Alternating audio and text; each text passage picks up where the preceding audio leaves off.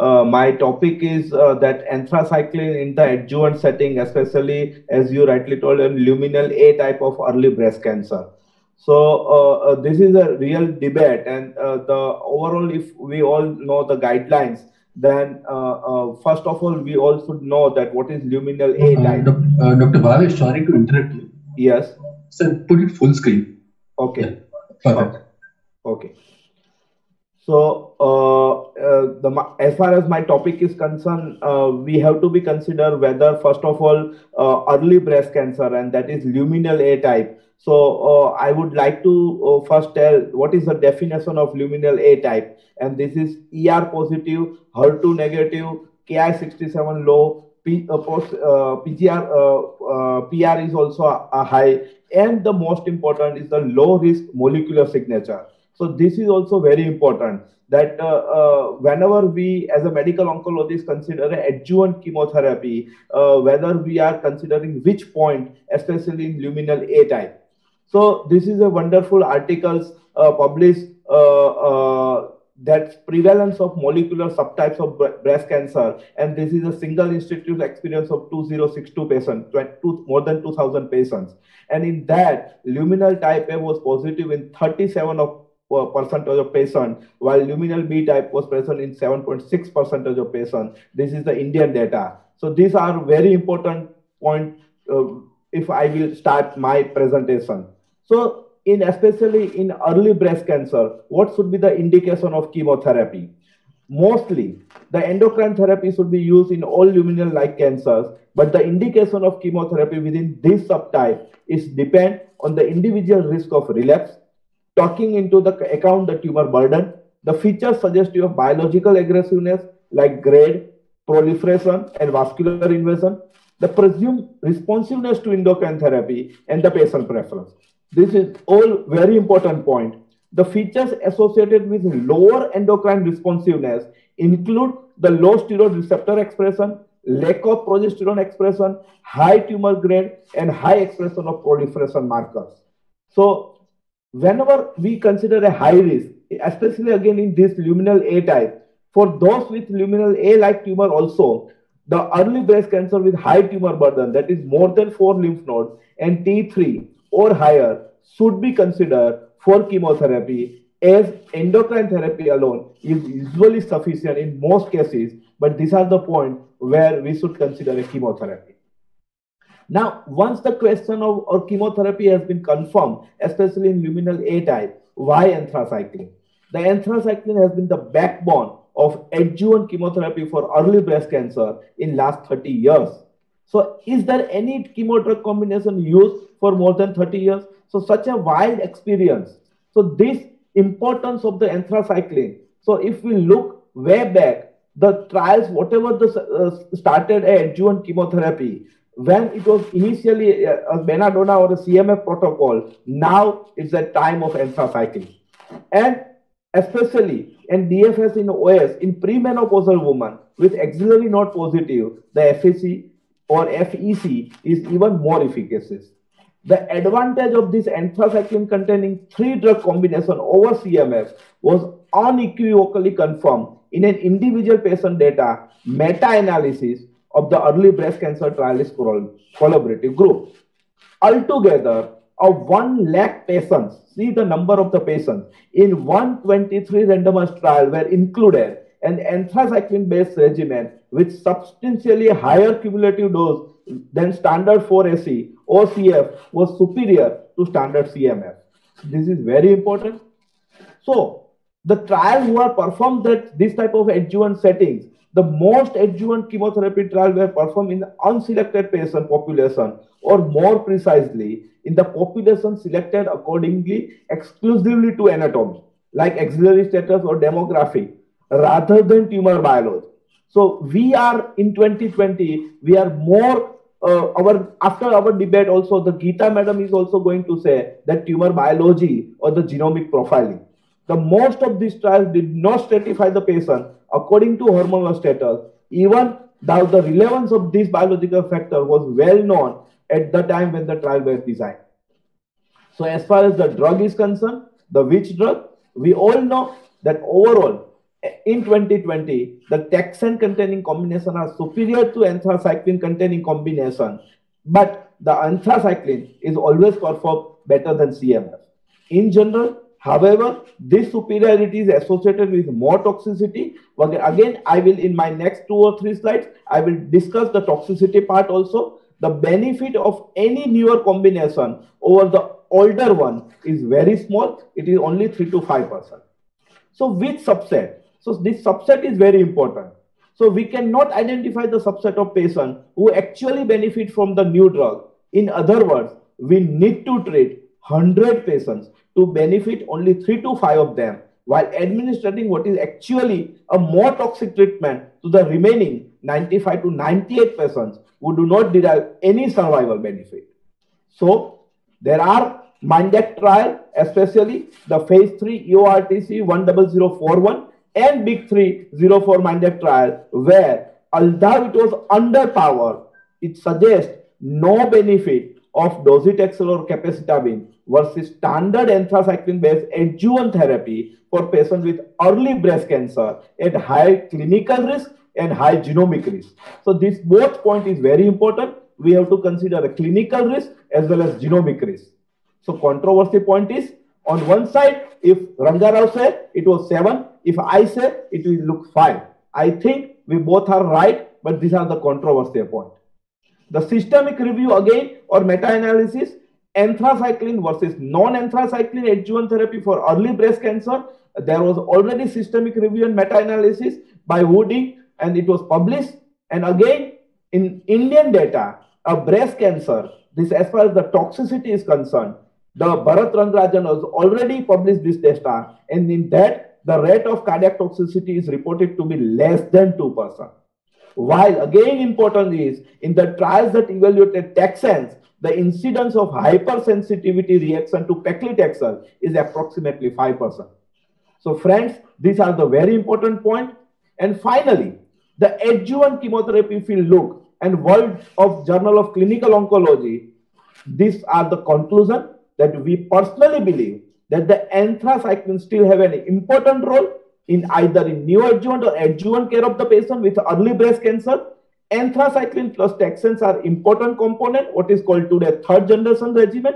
And this includes regimen as 3 cycles of CEF, FEC, followed by 3 cycles of docetaxel, as developed in the PSES01 trial, 4 cycles of AC followed by paclitaxel or docetaxel, as used in CLGB 9741 and ECOG 1199 clinical trials.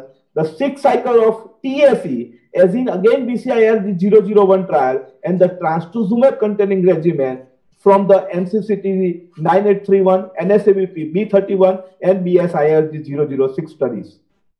So final, friends, my conclusion is, despite failing to show non-inferior, the word non-inferior to the non-anthracycline and non-anthracycline in patients with early breast cancer, it provided evidence that both regimens significantly improves DFN and OS, and TC regimen, that is, if we consider a non-anthracycline, may be non-inferior, not superior to anthracycline containing.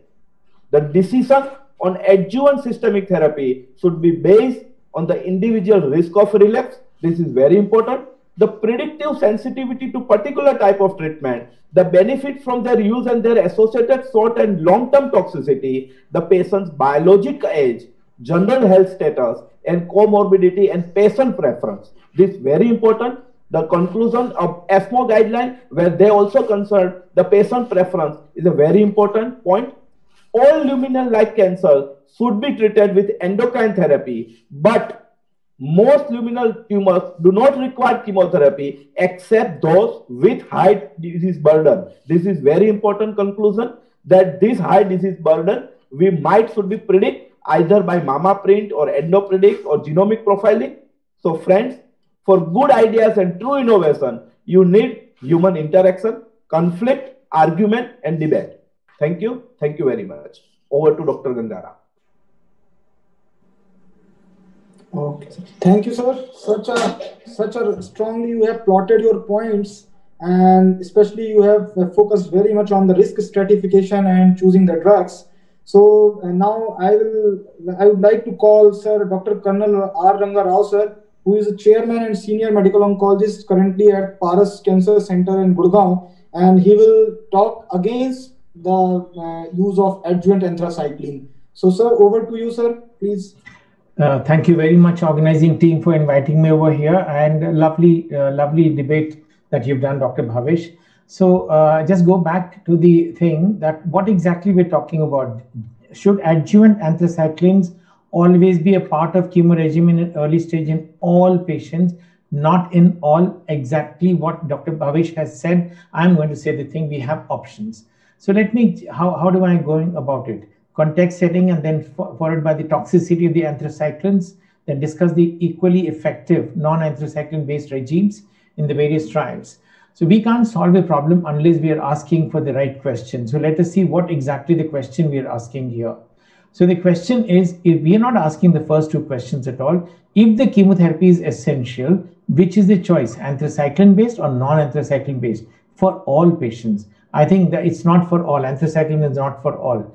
If this is interesting slide from the 3500 BC when the breast cancer was diagnosed, and then they were talking about it until we have come. I don't want to go into the details, but that's a fantastic thing.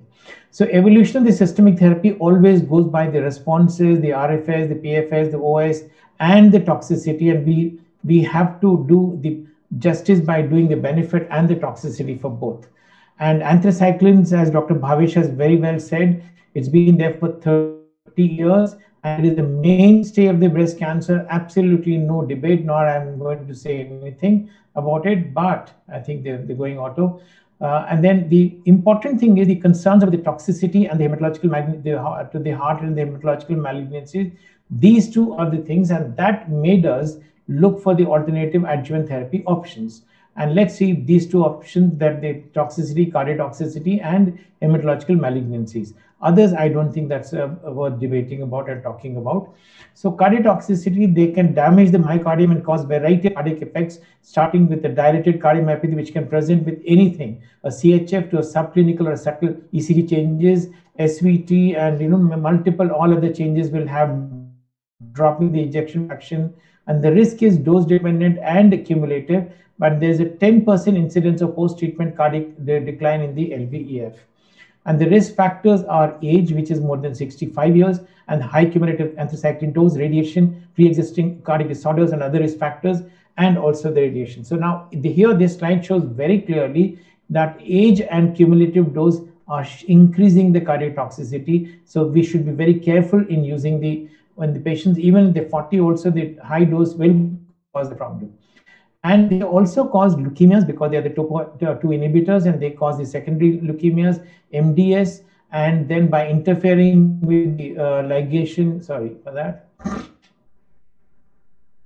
All right, so analysis about 20,000 patients in stage 1 to 3, it showed the risk ratio of 6.8.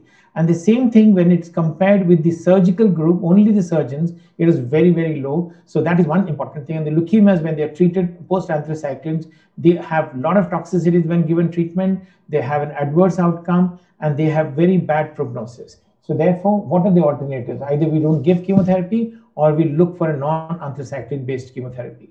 So that's what exactly the debate is about. So these are all the trials, various trials which have investigated Taxol combinations against the AC or TAC, any alternative, the anthracyclines, and a lot of them have actually shown a good benefit, or the equivalent. We are not trying to claim that the non-anthracyclines are superior, they're as good, and we are not saying that they will be better. They will be as good, so we have a equally effective and less toxic alternative. That's what exactly the debate is about.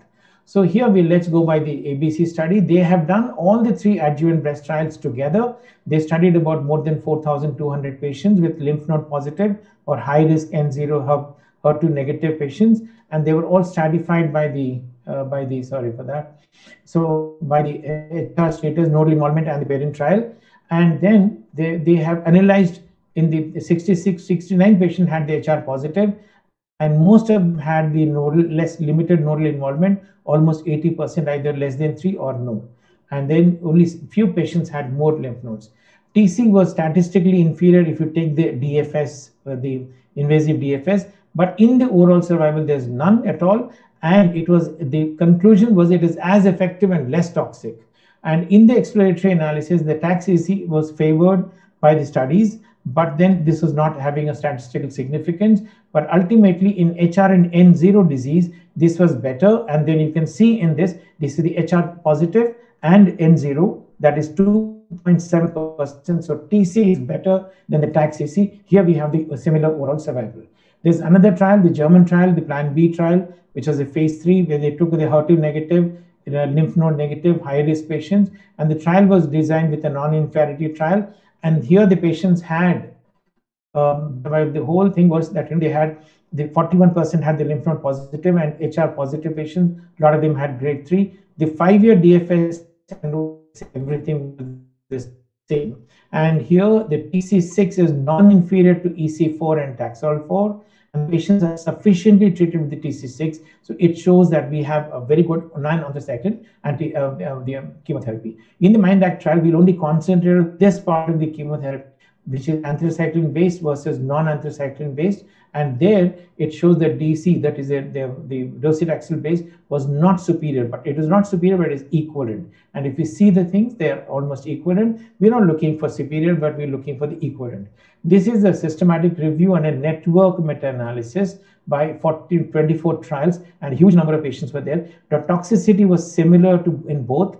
And then if you see the things, ACT was taken as a standard compared with the TC, which was having a favorable outcome in almost in everything, in overall survival and in the event-free survival. So here we have an equivalent regime. Platinum combination was not good, and that's about even in the toxicity, hematological, overall and non-hematological, everywhere it was scoring as well as the ACT.